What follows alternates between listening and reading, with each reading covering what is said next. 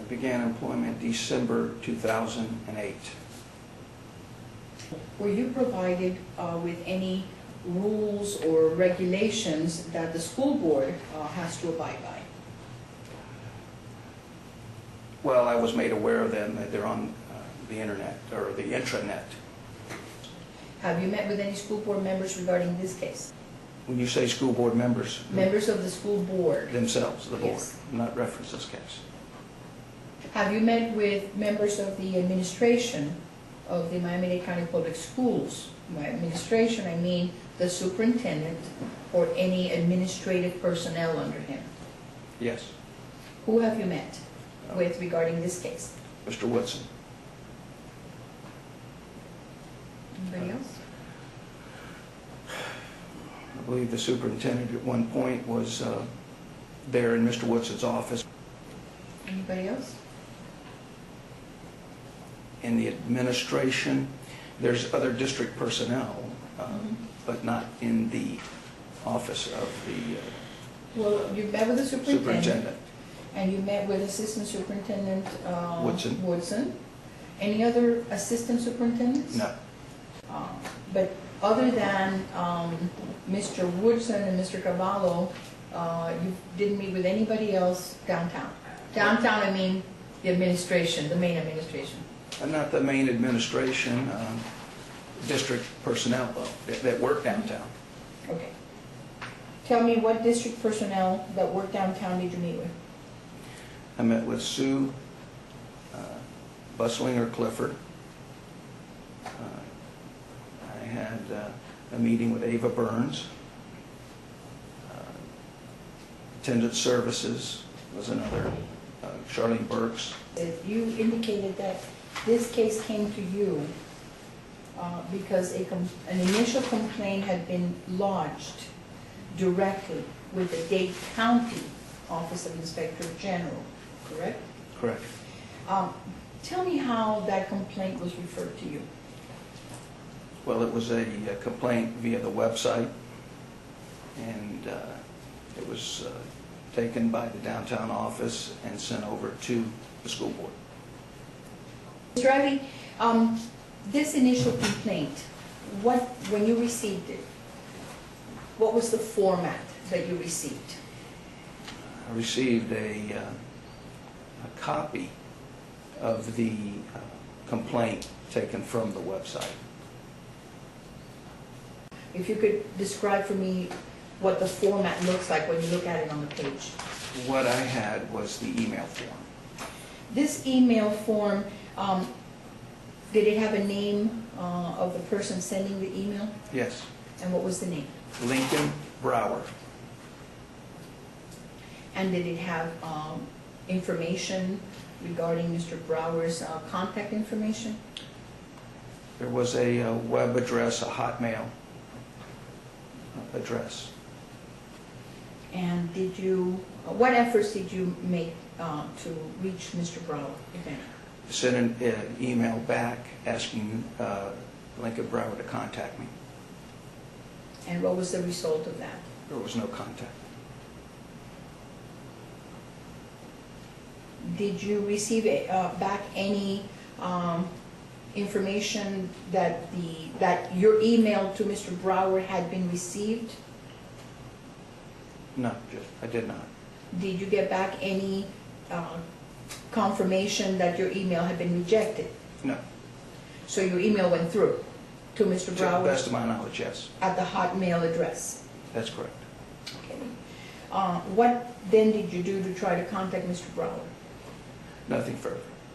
So at that point, you dropped any attempt to contact the complainant? That's correct.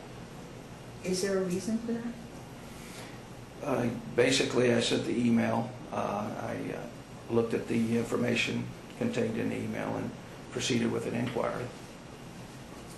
Did you not think it was important to contact the person that had the information that was being relayed to you to ascertain how they obtained it or other information? Not necessarily.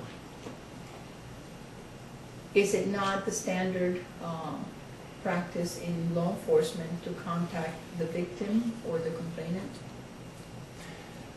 I made an effort to contact the complainant, but it could also be an anonymous complainant, and we looked into those types also.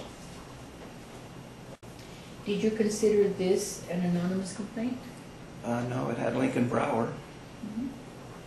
So then, it wasn't an anonymous complaint, and my question was why you made no further attempt to contact the person who allegedly had all this wealth of information? I could verify or not verify that information from other investigative avenues that I had available to me. Mhm. So your sole attempt to contact Mr. Brower by sending him back an email was the totality of any attempt that you made to get any further information from Mr. Brower? That's correct. At some point, did you ascertain that Mr. Brower's was a made-up name? I have no idea. Okay. Tell me what efforts you made through anybody to locate Mr. Brower. Well, I went to the employee intranet to see if Lincoln Brower was an employee. I did not find Lincoln Brower as an employee of the school district. I asked, I don't remember who at this point, particularly because it was just somewhat of a, do you know a Lincoln Brower? And it was that kind of a statement, and no one really knew Lincoln Brower. That didn't pique your curiosity? No. Other than your emailing him, and other than the attempts you made to ascertain whether anybody knew him, did you speak to anybody or take any further action to locate Mr. Brower? No. Did you run him to see if he showed up in any of the public records? No. Did you do an internet search? No. Now, this email that you got, this copy of this email from Lincoln Brower, did it have a header on top that showed where the email had originated from? Not that I recall. Did it have a heading showing who had printed the message? All it had was the address part, as an email would have on the top. Do you recall in which category you would put this, whether the person wanted to be contacted or not? Well, initially I put it in there that the person would want to be contacted because they put their name in and an email address. Okay. And you said initially, did that change? Well, I was unable to contact that person, and they did not respond back to me to my email. Well, in fact, Mr. Ivy, doesn't Mr. quote-unquote Mr. Brower tell you that he does not wish to be contacted? It may say that in there. I haven't reviewed this in a while. It does not say don't contact. Okay. Now, Mr. Ivy, I'm going to pass this document back in a second. I'm going to instruct you to look at the line that starts with county employee, colon, no, I am not a county employee. Contact, colon, no, don't contact me. Confidential, colon, yes, I want to remain confidential. Yes, you are correct. I did not read the header the first time. I read the body. Okay. Did you read the header when you received this complaint? Yes. Okay. And was it clear to you that this person that filed this had no intention of being contacted by you? Not necessarily, no. So to you, somebody that says, no, don't contact me, yes, I want to remain confidential, means that they might want to be contacted. They could if I could get a hold of them. And that language had no impact on your decision to contact or not No. the complainant. Now, the document has on the bottom part some letters and numbers. Yes. Can you tell us what that notation is? The total designation there is the complaint number that's assigned to that particular complaint. And what does WCR stand for? Well, CR is the complaint, but W is website. Now, in the email itself, on this initial complaint, Would you agree that there's no date on it? Did not contain a date. No date. Now, normally emails have a date and a time when they're sent or received. Do you agree with that? I've had it that way, yes, most of the time, yes. This format, is that an Inspector General format that you have on your website? I don't know, I haven't used the website to file a complaint. Thank you, sir.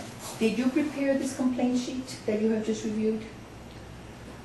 I don't recall if I completed or whether that came to me directly from supervisor who assigns the cases. Does it indicate whether the complainant wanted to be contacted? Yes, it does. And what is the designation on it? It says no. And that complaint sheet also designates that it's assigned to you for investigation, correct? And does the complaint sheet have a date on it? June 5th, 09. Okay, but you don't know for sure when it came in? No. What is the difference between a WCR and an HCR? Before you indicated that the W meant that it came in through the website. I recall that one. H, I don't recall. Okay. So could it be that this complaint came in through some other means other than the website, if it's labeled HCR? I don't know, actually, let's just say that. Okay, I'm gonna pass you the top sheet to this package that was clipped that designates the file as HCR 09109, and see if that refreshes your recollection. No, it does not. Now, is it then fair to say that on the 17th is when you actually received a package that included that initial complaint? That would be fair to say, yes. And I'm going to refer you to the fourth page in the grouping, if you could please take a look at it. Okay. What is that? This was the email in an effort to contact Lincoln Brower. And what information do you gather from that document?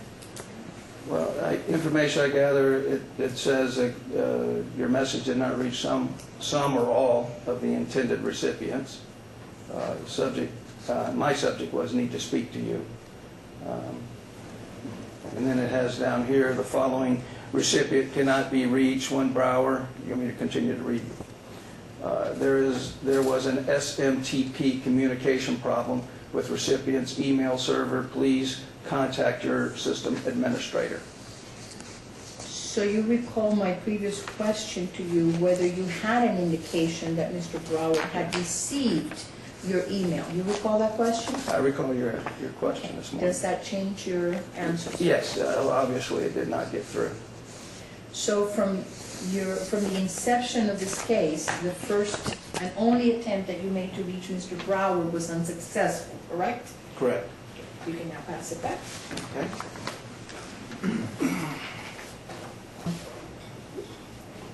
In fact, Mr. Ivy, the email that you sent out, you sent it to one Brower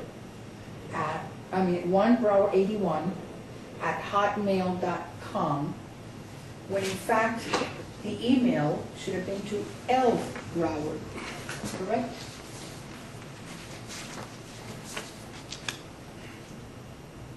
That appears to be a 1 to me. Right. And did you verify the address used in the email, whether it was a 1 or an L? I used 1. You used 1.